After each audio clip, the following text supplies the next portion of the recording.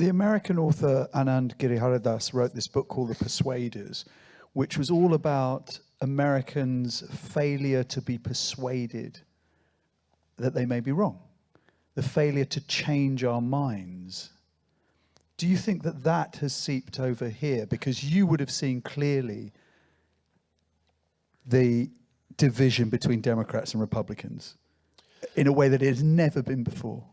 Look, I think there are things that are there are little warning signs on the car dashboard.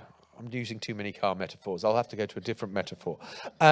There are things that we should be concerned about, but we are nothing like America, where, when I left, there was this governor's election in Virginia, and the poll that took place just days before had the Democrats on course to win sizably, and they'd found that the Democrats had a 20-point lead among those people who'd been vaccinated for COVID.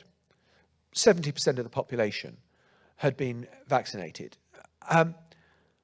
When it came to the actual poll, the Republican won because those who were not vaccinated voted as a rock-solid bloc for the Republicans. Whether you were vaccinated or not against COVID became a sign of voting intention. It was mad. And you think about abortion, you think about guns, gay marriage, whatever. The culture wars are alive in America in a way that, thankfully, they are not here. But I do worry that, as I say, people have got into their silos and they think that they've got a monopoly of wisdom. No one's got a monopoly of wisdom. People should be exposed to different viewpoints. And, here we are sitting in a university, which is fantastic, the idea that this is where ideas can be discussed. And yet there seems to be a growing tendency to think that I have got a monopoly of wisdom. And it was really interesting to hear, I write about this a bit in the book, I think that there is a tendency now that you judge people against a standard that is unreal, of total purity. And if you're not 100% pure, then you are to be condemned and held up to account and pilloried for not having the right views. And I look at take the debates on sort of just stop oil or trans issues. I think the issues are really important. But you don't decide whether people can drive their car or not, or you don't decide whether people have to be condemned or not, because they might not have exactly the viewpoint. People are not perfect. I'm not perfect. You're not perfect. Well, you're pretty near to perfect. But I think that these things are, the intolerance is something that I've kind of find, whoa, can't we just have a debate? And I recognize that maybe we're not right about some of these things. But certainly on the right, there is a feeling that there are votes in the culture war here in the UK. You only have to hear Liz Truss talking about, the woke BBC and that notoriously woke Bank of England.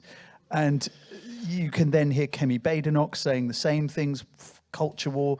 Genrick is doing the same thing. So they're clearly trying to bring, and they clearly think there are votes to be had in it. Yeah, and I think they want to drive people in the opposite direction. Why are we trying to drive wedges? I know that politicians have to win elections. This is we're going back to where we started about, interested in politics. Yeah, of course you have to win the election. And of course you want to be able to put a viewpoint that is going to appeal to people. But stop trying to drive people apart. I think there is far more in this room. I bet we've got people who voted in all sorts of different ways. But this is the tofu-eating wokerati, if ever I've seen it, ladies and gentlemen. When Liz Truss did that party conference speech, the only one she did before she was ousted, she also talked about people doing podcasts in North London townhouses. Guilty as charged. That was me. Look, I just think that there's a better way. And, look at the Rwanda policy. I mean, if you're talking about the right now, what Rishi Sunak did on that, I never thought that Boris Johnson was serious, ever. about Rwanda. It was a press release to appeal to the right of the Conservative Party, and he never had any, and it would get the Daily Mail salivating or whatever, and it was never really intended to be a serious policy. Rishi Sunak runs with it and passes a law which says Rwanda is safe. So if there was another genocide, God forbid, the courts would not be able to say Rwanda isn't safe, because it is law that Rwanda is safe. And you think, and then I heard John Major, I don't know whether you heard an interview that he did with Amal Rajan a couple of weeks ago, where John Major was not some soggy centrist Tory. He comes on the radio and says it was unconscionable, unforgivable, and unchristian, the Rwanda policy. That from a former Conservative Prime Minister. And I thought, Conservative Party has moved quite a long way. And it thinks that what it needs, there are those in the Conservative Party who think that the only way it becomes electable again is if it moves ever closer to reform, because so many people voted reform. I think you've got to make the argument. I don't think you need to stoke culture wars.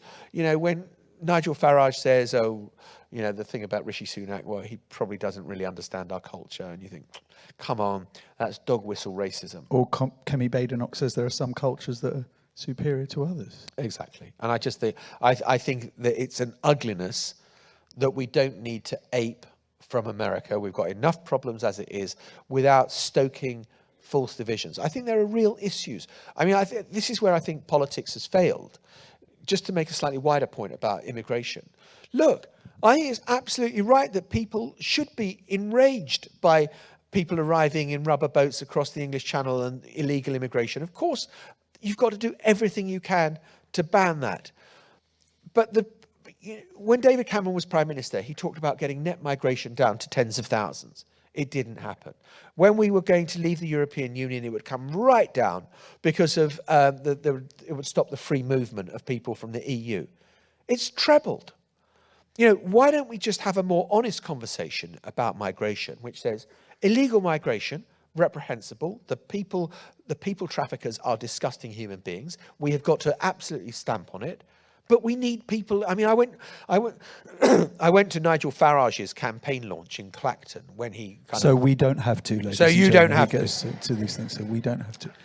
And he was saying, we don't need any more immigrants in this country. And I thought, well, if you took the immigrants out of Clacton, every care home would shut, the NHS would fall over, the crops wouldn't be picked from the fields, and the arcades and the pier where he launched his campaign would be shut, because everywhere I looked, I saw, people from abroad who were working in those places. I just think let's not pretend, liberal politicians, small l, but, Conservative, Labour, Liberal, think, oh, I don't want to talk about immigration, I don't want to be accused of being a racist. Well, I think you've just got to have an honest conversation with people, have a grown-up conversation, because otherwise that is where festering discontent and you start scapegoating people, which is what a lot of culture war politics does. I just think it's bad for Britain.